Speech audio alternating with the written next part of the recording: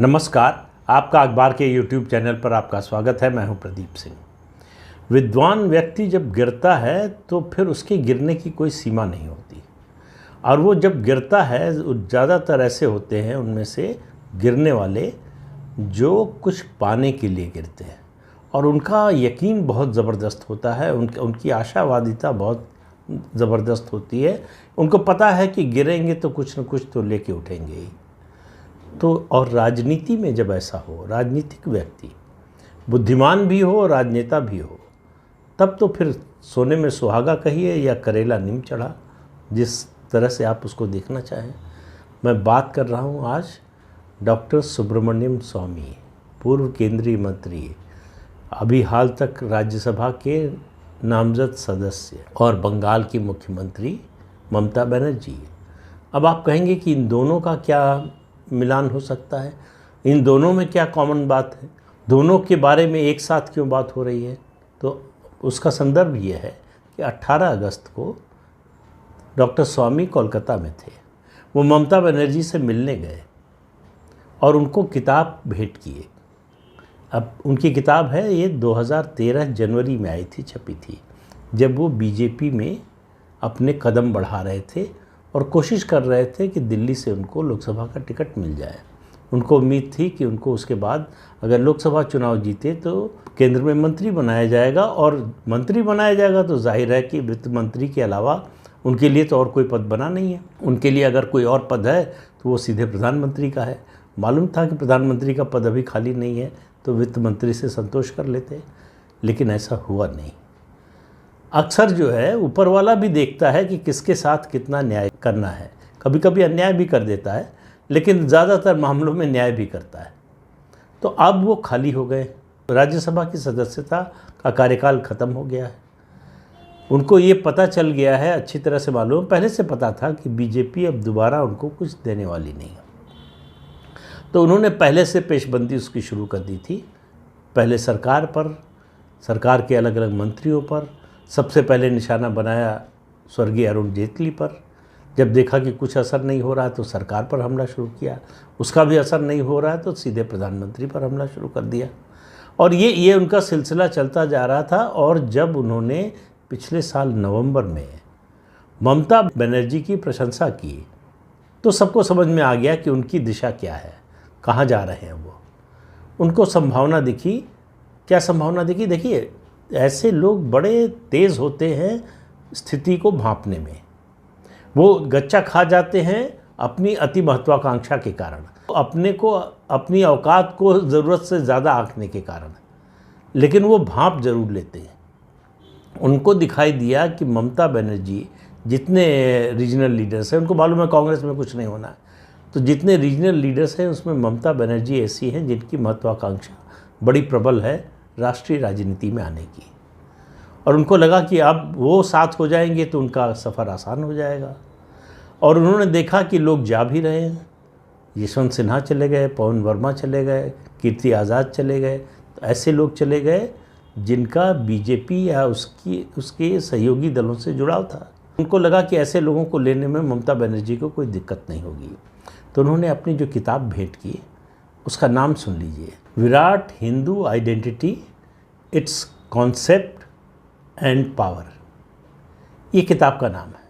अब ममता बनर्जी से विराट हिंदुत्व की बात करना कुछ वैसा ही है जैसे कसाई से अहिंसा की बात करना, और डॉक्टर स्वामी का ये कृत्य ऐसा है जैसे बकरे को कसाई के सामने पहुंचा देने। सब ने, पूरे देश ने देखा, दुनिया ने देखा, सीबीआई की जांच हो रही है, हाई कोर्ट के आदेश से हो रही है, सुप्रीम कोर्ट ने जांच रोकने से मना कर दिया।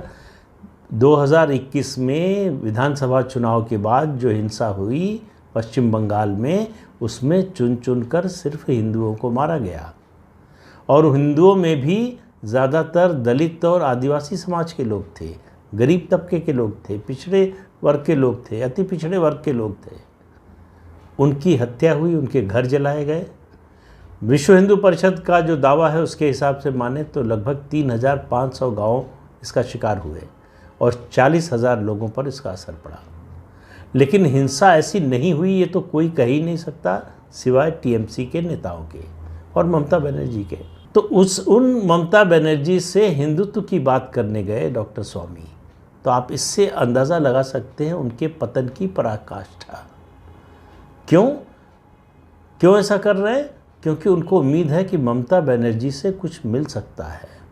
और अब क्या मिल सकता है इस समय राज्यसभा की सदस्यता के अलावा?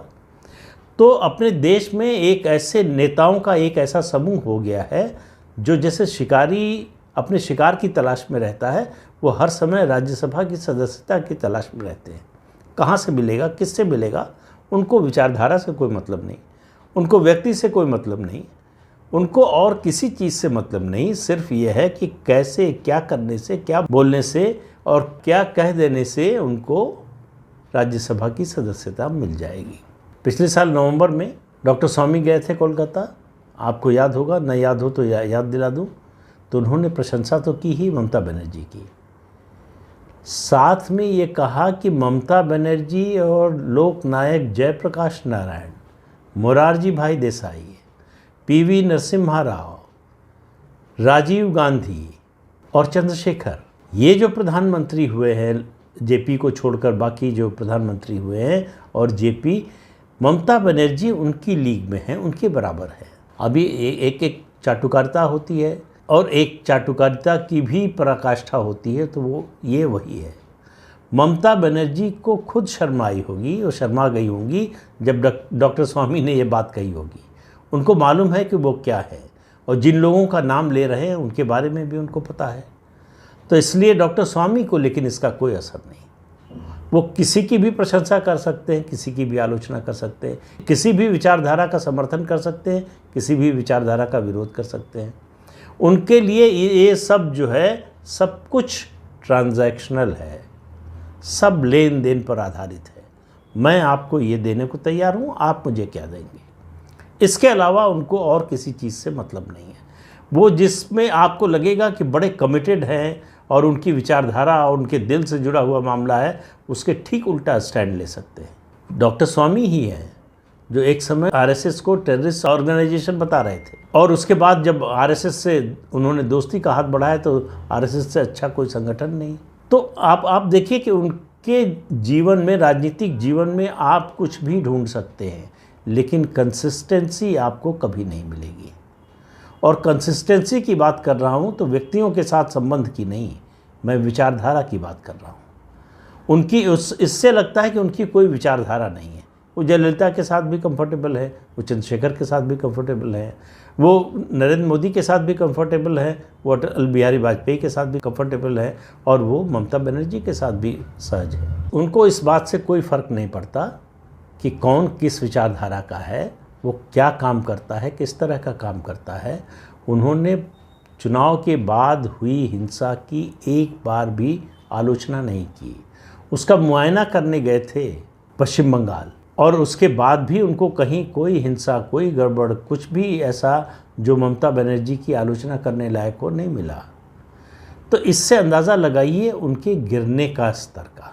उन्होंने कहा ममता बनर्जी बड़ी संघर्ष वाली महिला है, और उनके संघर्ष के इस जज्बे को वो प्रशंसा करते हैं। जिस तरह से वो लेफ़्ट से लड़ी और लेफ़्ट को डेसिमेट कर दिया, शायद वो कहना चाहते थे कि इसी तरह से वो अगर लड़ें तो बीजेपी को डेसिमेट कर सकती हैं, बीजेपी को ख़त्म कर सकती हैं। ज़रूर उनको ये समझाया होगा।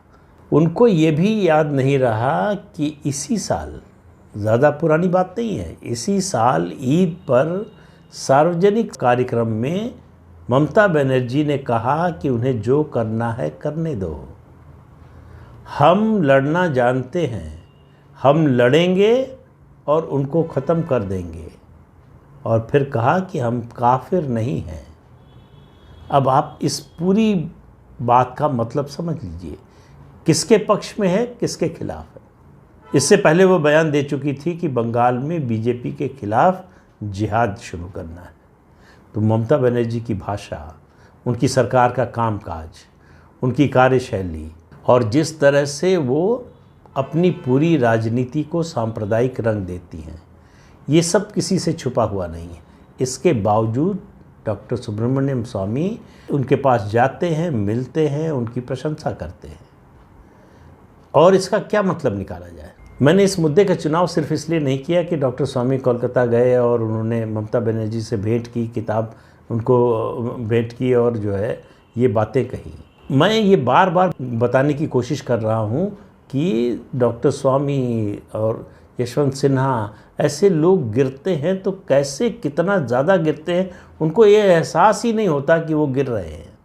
डॉक्टर स्वामी को इस बात का एहसास ही नहीं है कि ममता बनर्जी, जिनसे वो 1 साल पहले मिले थे, साल पहले भी नहीं, नवंबर में ही मिले थे पिछले साल, और आज की ममता बनर्जी में बहुत फ़र्क आ गया है।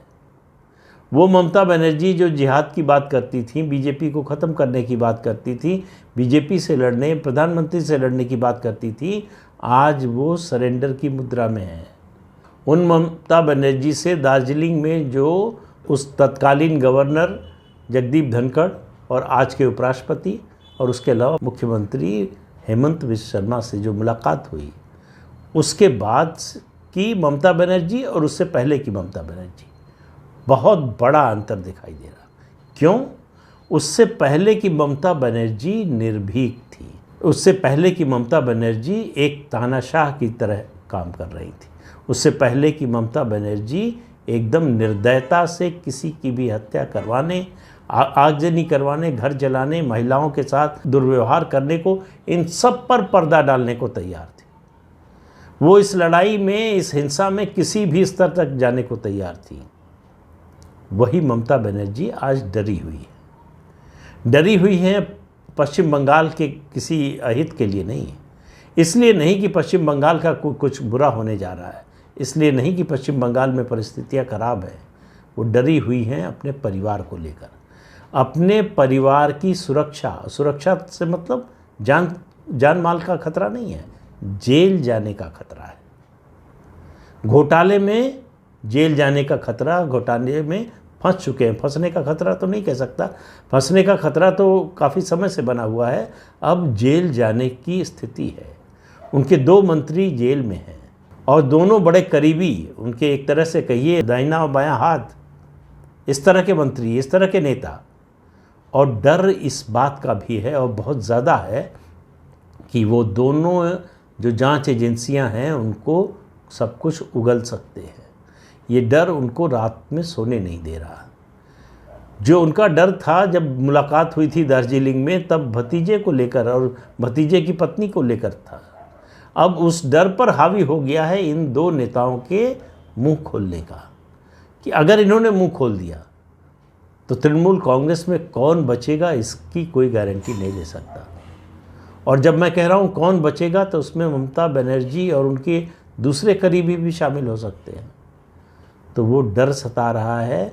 ये सुब्रमण्यम स्वामी को कोई अंदाज़ा ही नहीं है, इतने बुद्धिमान व्यक्ति, इतने विद्वान व्यक्ति, लेकिन जब आदमी स्वार्थ में अंधा हो जाता है तो उसे अपने के अलावा और कुछ दिखाई नहीं देता। वही है डॉक्टर स्वामी का हाल। तो ऐसे लोगों से बच के रहना चाहिए। ऐसे लोगों की बात पर मैं फिर कह रहा हूँ, पहले भी कहा था, कभी यकीन नहीं करना चाहिए। ये अच्छी बात कह रहा हूँ तो और ज़्यादा डर जाइए, क्योंकि उसके बाद वो कुछ बुरा करने वाले हैं। वो अच्छी बात कह के आपका समर्थन हासिल करेंगे और उसके बाद आपका ही गला काट के चले जाएंगे, आपको पता नहीं चलेगा। तो ऐसे लोगों से बहुत सावधान रहने की ज़रूरत है। जितने ये यशवंत सिन्हा और स्वामी हैं, इन सब से बचकर रहने की ज़रूरत है। इस देश को बचा के रखने की ज़रूरत है, इस देश के जनतंत्र को बचा कर रखने की ज़रूरत है। तो इस अंक में इतना ही। अगले अंक में फिर मिलेंगे किसी नए मुद्दे के साथ। तब तक के लिए इजाज़त दीजिए। आपसे अनुरोध है कि ये चैनल देखिए, शेयर कीजिए, लाइक कीजिए और सब्सक्राइब ज़रूर कीजिए। नमस्कार।